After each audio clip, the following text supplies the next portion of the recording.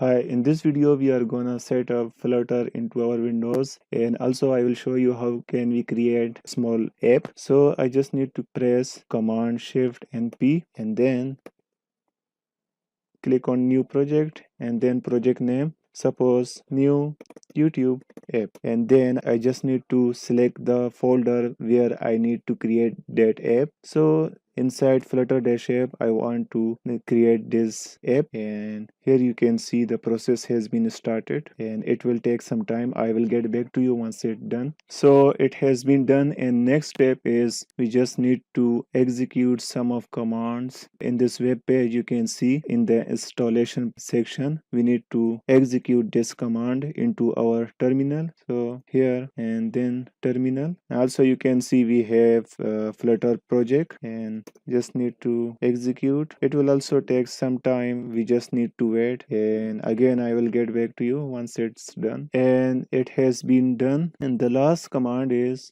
which is available inside this GitHub repository, and we just need to upgrade the packages. So again in the terminal, and I need to execute, and this process has been done. Now I will show you how can we see the result in our browser. So we have this command web dev serve, and we also have auto restart. So I would like to recommend this one, which is so good and very simple. Just need to execute and it takes some seconds. And here you can see we have port localhost/808, and we can see the result. So I'm going on browser, and when I refresh, and we have hello world page. And now I'm going to show you in which file we can make changes. So it will reflect on our browser. So in the library you can see there is main.dart, and in this file we have some classes and Flutter based methods, and we can change, we can continue with this to make our project. And now if I'm going to write something here,